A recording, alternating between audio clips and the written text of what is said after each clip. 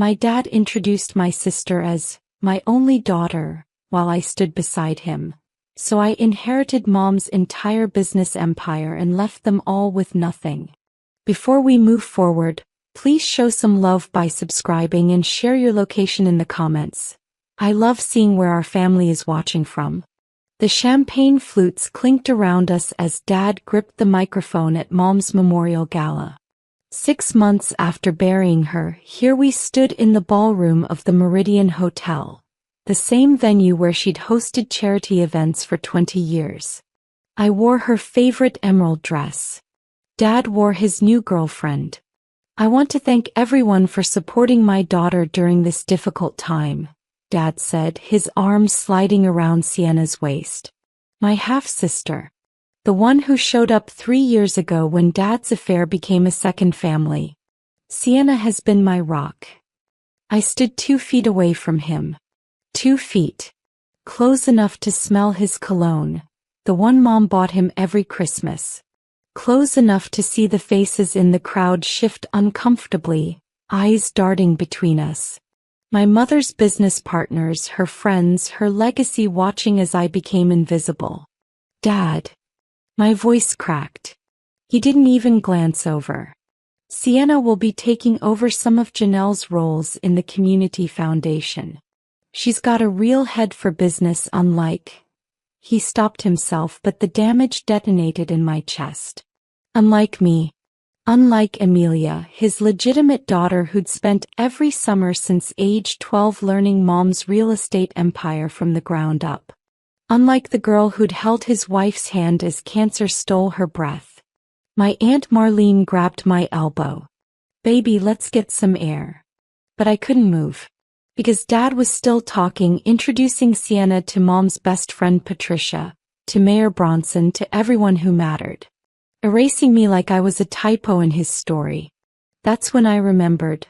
Mom's lawyer had called twice this week. I'd been too grief-stricken to return the calls. Maybe it was time.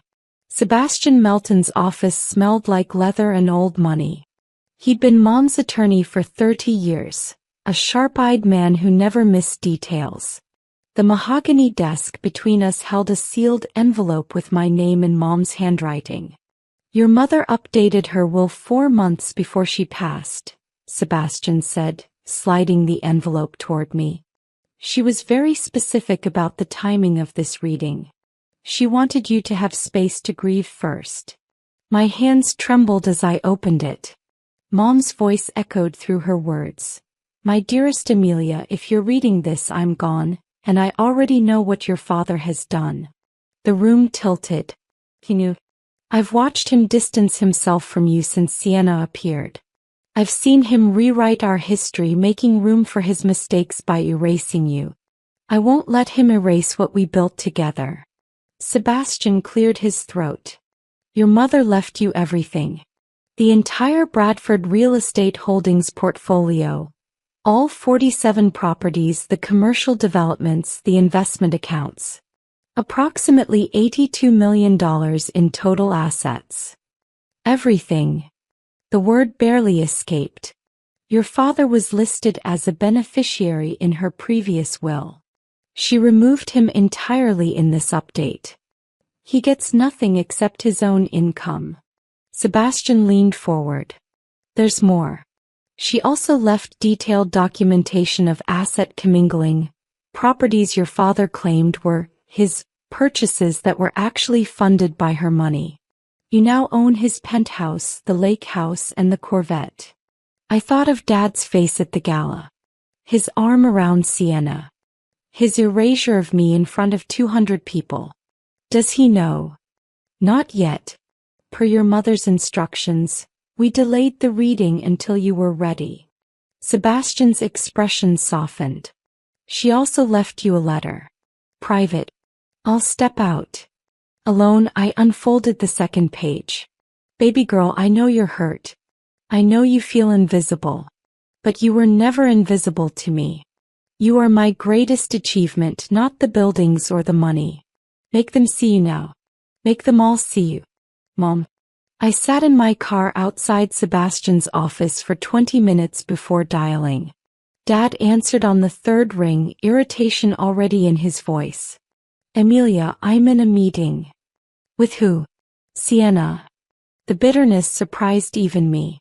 What do you want? I'm busy planning the foundation gala. Sienna's got some really innovative ideas for. I met with Sebastian Melton today. Silence. Then, Sebastian? What? The estate settlement isn't for months. It's done, Dad. Mom left me everything. The pause stretched so long I checked if the call had dropped. Everything? No, there must be a mistake. I'm her husband. There's laws about. She updated the will 4 months before she died. It's ironclad. My voice steadied. And Dad? Those properties you've been bragging about. The penthouse, the lake house? Mom bought all of them. They're mine now. You ungrateful little. He caught himself. When he spoke again, his tone dripped with forced calm. Sweetheart, let's have dinner tonight. We can discuss this rationally. You're emotional, you're not thinking clearly. We're family.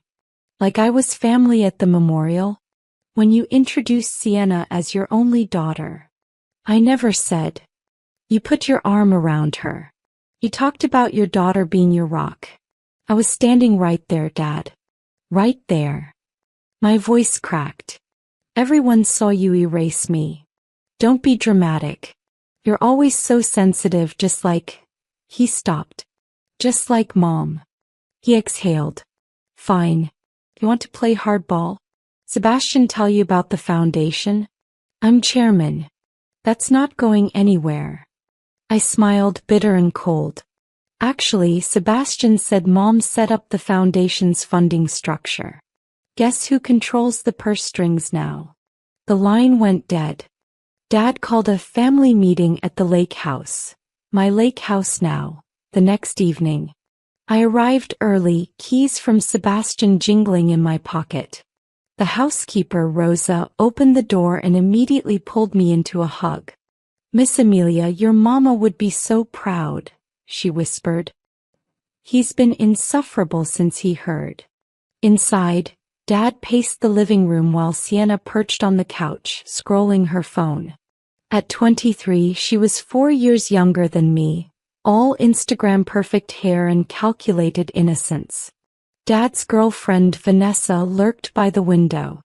There she is, Dad said, voice tight. The new real estate mogul. Hi, Dad. I set my purse down deliberately. Sienna. Vanessa. Sienna glanced up. This is so awkward. Can't we just split everything? That seems fair. Fair. The laugh burst out of me. What part of any of this is fair?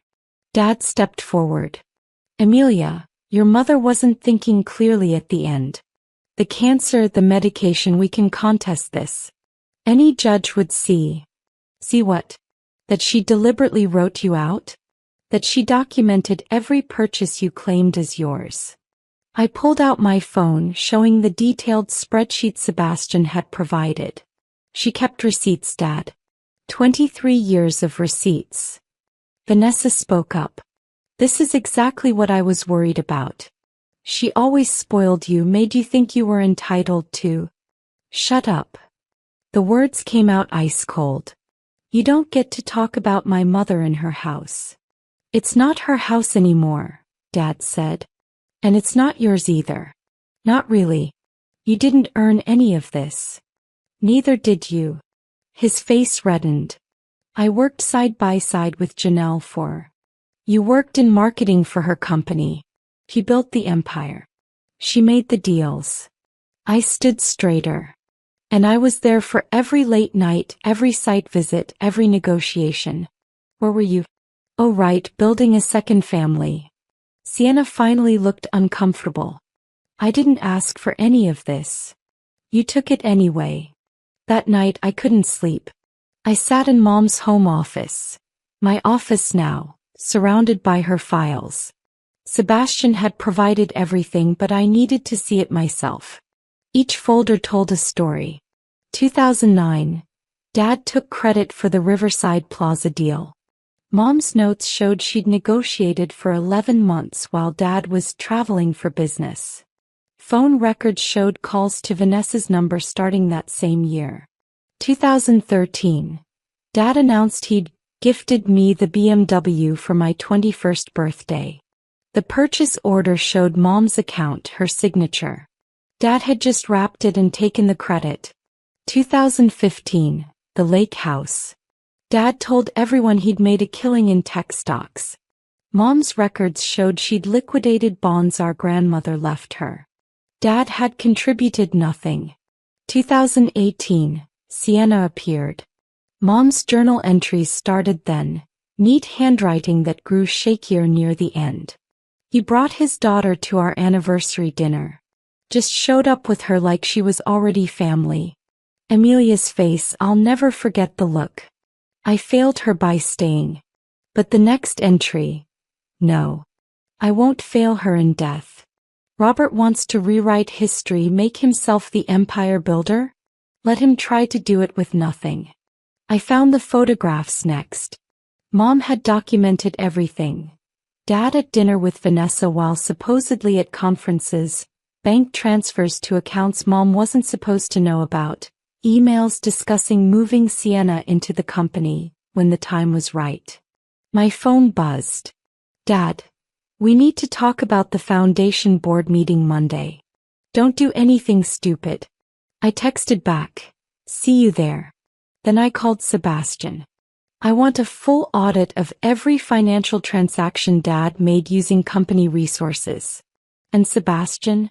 I want to know about the foundation bylaws. Everything. Already on it, he said. Your mother predicted this. She left instructions. Of course she did. Mom always was 3 steps ahead. The Bradford Family Foundation operated out of a renovated brownstone downtown. Purchased with Mom's money, I now knew. The board meeting Monday morning had been scheduled before her death to discuss the annual grant allocations. $3.2 million to distribute to local organizations. Dad sat at the head of the table, Sienna beside him taking notes like she belonged there. 8 board members filled the other seats. All people who'd known Mom, worked with her, believed in her vision. I arrived with Sebastian and a second attorney, Jennifer Torres, whose reputation for corporate law made seasoned executives nervous. This is a closed board meeting, Dad said, not even looking at me. Sebastian set his briefcase down. Miss Bradford is the foundation's primary benefactor as of 6 months ago. She has every right to be here. Patricia Williams, Mom's best friend and board secretary, nodded. Janelle's will was clear. Amelia inherits her board seat and financial oversight. Dad's jaw tightened. I'm still chairman. For now, I said quietly, taking the seat directly across from him. The meeting started normally, financial reports, grant applications, budgets. Then Dad presented his proposal. I'm recommending we restructure the foundation's leadership. Sienna has offered to take on an executive director role, which would allow us to expand operations. With what money? I asked. The foundation has reserves. Those reserves are funded by an annual transfer from Bradford Real Estate Holdings. My company. I slid copies of the foundation charter across the table. Article 7, Section 3. The primary benefactor retains financial approval over all operational changes. Dad's face went pale. Jennifer leaned forward. Mr. Bradford, were you aware that Miss Bradford can discontinue funding at any time? The room went silent. She wouldn't, Dad said. These grants support organizations my mother cared about. That I care about. I looked at each board member. Which is why I'm proposing new leadership. Dad, you're relieved as chairman. Patricia, will you take over? Dad exploded. You can't just remove me. I built this foundation. You named it after yourself, Patricia said quietly. Janelle funded it, structured it, and chose every organization we support. I've got the original documents in my files. I pulled out another folder. I also have records showing you've been using foundation funds for personal expenses. The business trip to Aruba last year? Foundation credit card. The catering for Sienna's birthday party? Foundation account. Board member Sebastian McClure whistled low.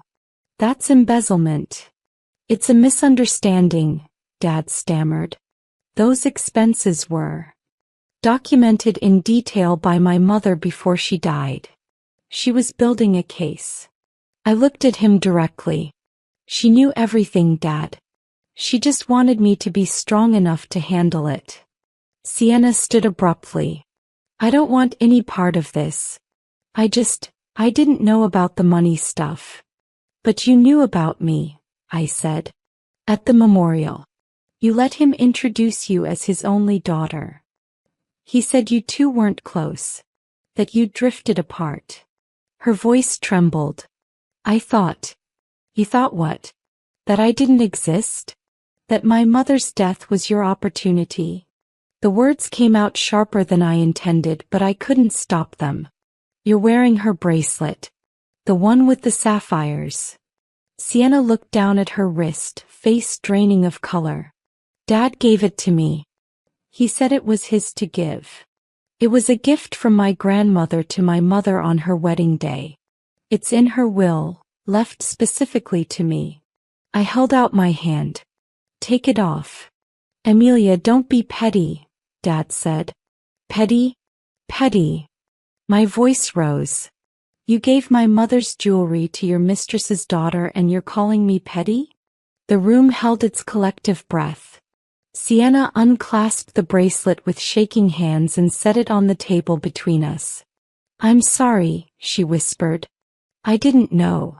But I was done accepting apologies that should never have been needed. The next morning I arrived at Bradford Real Estate Holdings headquarters at 7 a.m. The building Mom bought 20 years ago, 42 stories of glass and steel overlooking the harbor. I'd been given a consultant office on the 14th floor. Mom's executive suite was on 42. Security looked confused when I headed for the top floor. Miss Bradford, your father said. My father is an employee here. I'm the owner. Please update the access logs. I handed him the legal documents Sebastian had prepared. Mom's office, my office, took my breath away. Everything remained exactly as she'd left it. The photos of us together on her desk, the awards lining the walls, the view she'd loved. But something felt wrong. The desk was too clean. Papers gone, computer missing. I called Sebastian. Someone's been in Mom's office. Your father has keys. He's been removing files all week. Rage, hot and sharp, flooded through me. I marched down to the 38th floor where Dad kept his office. His assistant Brenda tried to stop me. He's on a conference call. I walked past her. Dad sat behind his desk, talking animatedly into his headset. When he saw me, he held up one finger. Wait. I walked over and disconnected his call. What the hell? He stood. That was Tokyo. Where are Mom's files? What files? From her office. The deal records, the contract negotiations, the client information. Where is it? Dad's expression shifted, calculating. Those are company property. I'm safeguarding them during the transition. Transition to what? You don't work here anymore. I'm VP of Operations. You were VP of Operations in Mom's company. I'm restructuring. Consider this your 2 weeks' notice. His face went purple. You can't fire me. I can and I am. You've been embezzling from the foundation, stealing company property, and I pulled out another document. According to Mom's records, you've been inflating your expense reports for 7 years. Total theft. Approximately $340,000. Dad sank into his chair. You're going to destroy this family over money? You destroyed this family when you started another one. Word spread fast. By noon my phone wouldn't stop ringing. Aunt Marlene called first, crying with pride. Then my cousins, Mom's former business partners, people I hadn't spoken to in years. Everyone had an opinion. But the call that mattered came at 2 p.m. from an unknown number. Miss Bradford? This is Diane Hatcher from Meyer and Associates. We represent your grandmother's estate. My grandmother? Mom's mother had passed when I was 10. Your maternal grandmother's sister, actually. Grace Bradford. She passed last month in Seattle. You're listed as her primary beneficiary. I sat down hard. I don't understand. I never met her. She and your mother maintained a private relationship. Miss Grace left you her home in Queen Anne, her investment portfolio, and several personal items. The estate is worth approximately $4.7 million. The room spun. Why me? Her letter explains. I'm emailing it now. I opened my laptop with shaking hands. Great Aunt Grace's letter loaded. Dear Amelia, we never met because your father forbade it. He thought I was too radical for encouraging your mother's business ambitions. Janelle and I wrote letters for years. He told me everything, how you loved the business, how he tried to diminish you, how his betrayal broke her heart. I'm giving you this inheritance because your grandmother would have wanted you to be free. Build something he can't touch. Be the woman they both knew you'd become. Grace. I called Mom's oldest friend, Dorothy, who'd known the family history. Tell me about Grace. Dorothy's voice warmed. Oh honey, Grace was magnificent. She built a tech company in the 80s when women weren't supposed to. Your grandfather hated her, thought she was a bad influence. When your dad came along, he did the same thing. Cut her out of your life. Mom never told me. Your mother protected you from a lot. But Grace? She made sure you'd be protected too.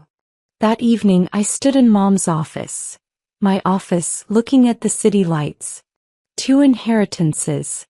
2 women who'd built empires and refused to let men erase their legacy. I wasn't going to let him erase mine either. I scheduled a press conference for Friday. Bradford Real Estate Holdings was announcing new leadership and a major strategic shift. Every business reporter in the city showed up, cameras ready. Dad arrived late, Vanessa on his arm. Sienna wasn't with him. She texted me an apology and said she was taking time to figure things out. I actually respected that. I stood at the podium, notes I didn't need in front of me. Thank you for coming. As many of you know, my mother, Janelle Bradford, passed 6 months ago. She built Bradford Real Estate Holdings from a single property investment into an $82 million portfolio. Today I'm honored to continue her legacy. Flashbulbs popped. Dad shifted uncomfortably in the front row. I'm announcing several immediate changes. First, Bradford Real Estate will be renamed Janelle Bradford Holdings to properly honor its founder. Second, we're establishing the Janelle Bradford Scholarship Fund. $5 million annually for young women pursuing business and real estate development. Applause rippled through the room. I saw Patricia wiping tears in the third row.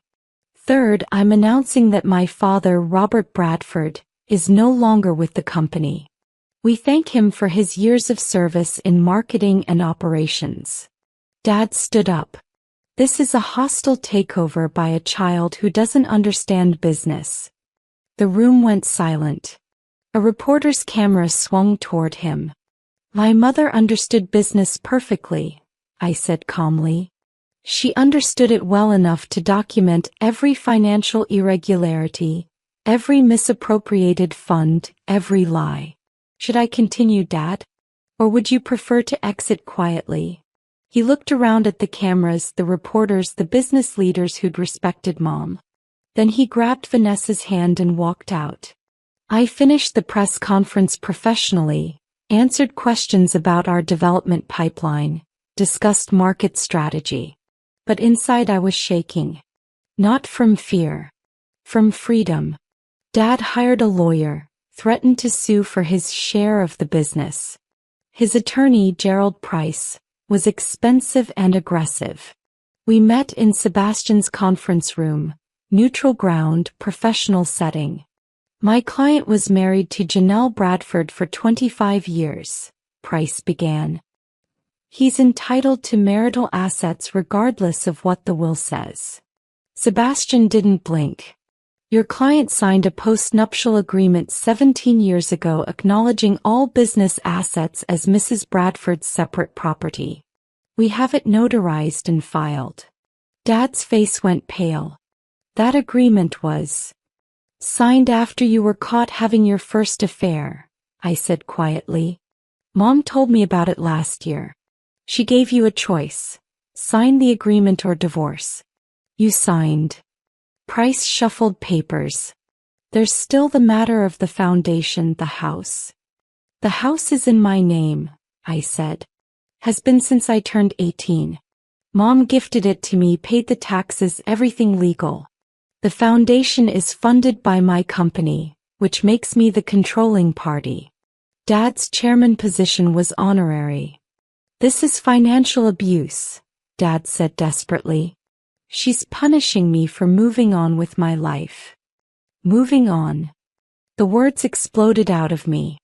You started cheating before I was in high school. You built a whole second family while Mom was dying. You introduced another girl as your daughter at her memorial. Sienna is my daughter. So am I. My voice cracked. I was standing right there, Dad. Right beside you. And you looked through me like I was nothing. The conference room went silent. Even Price looked uncomfortable. Sebastian cleared his throat. Mr. Bradford, Miss Bradford is prepared to offer a settlement.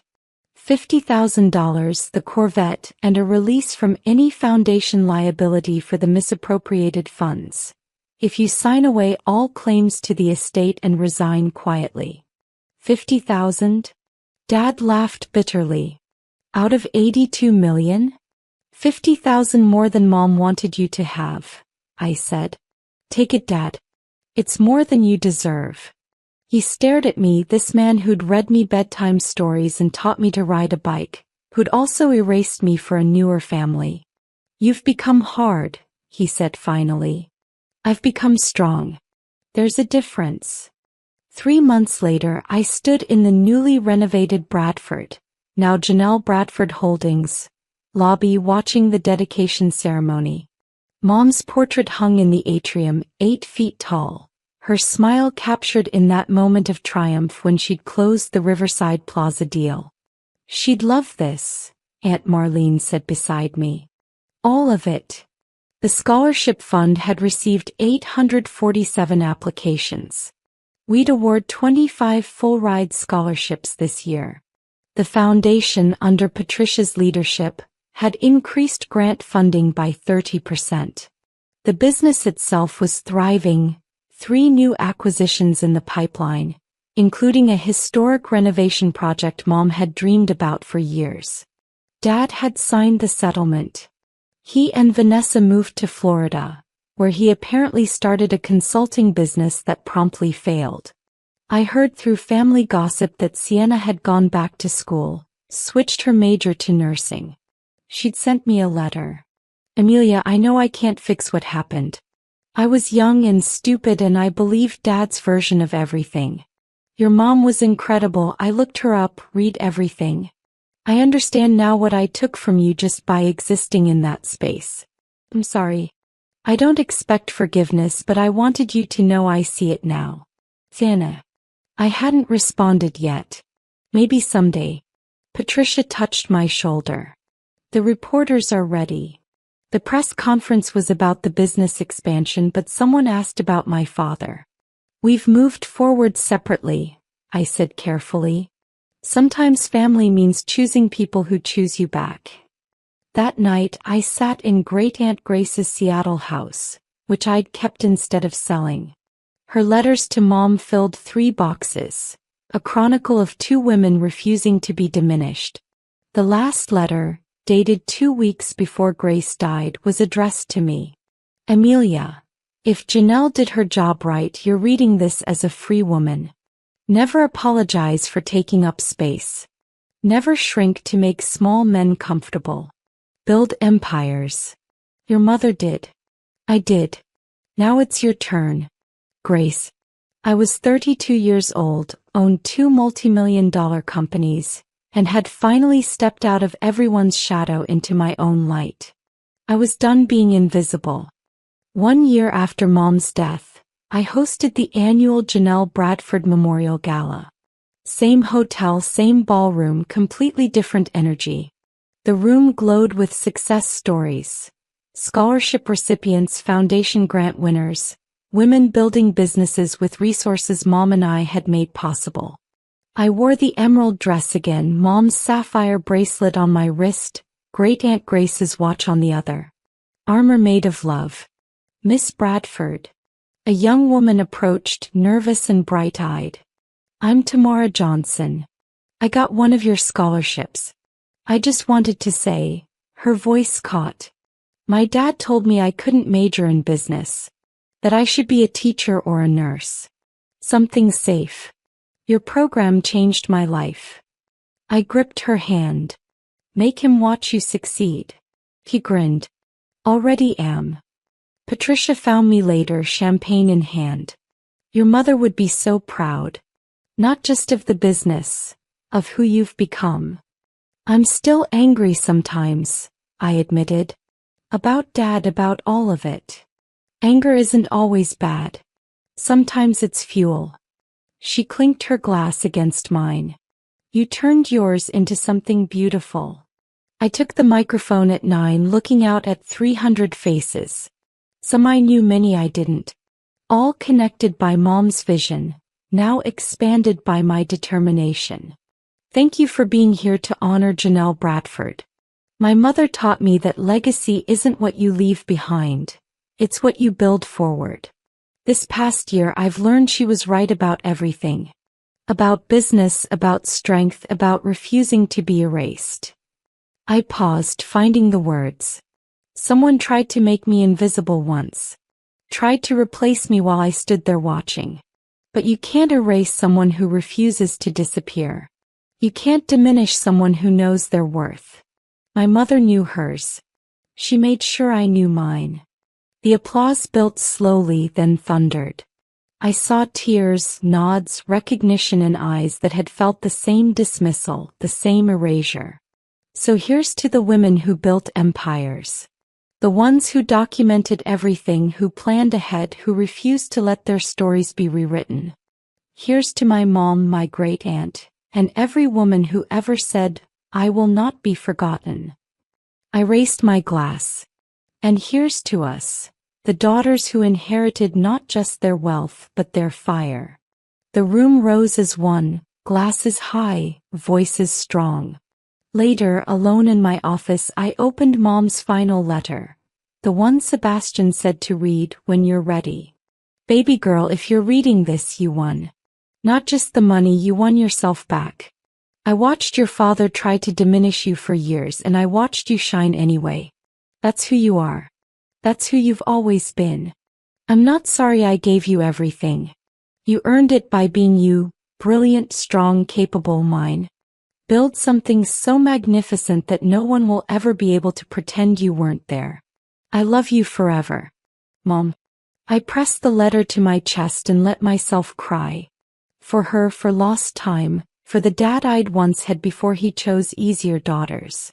But mostly I cried with gratitude. Because she'd given me more than money. She'd given me proof that I mattered. That I was seen. That I was loved enough to be protected even after she was gone. I was Amelia Bradford, daughter of Janelle Bradford, inheritor of empires, invisible to no one. And I was just getting started.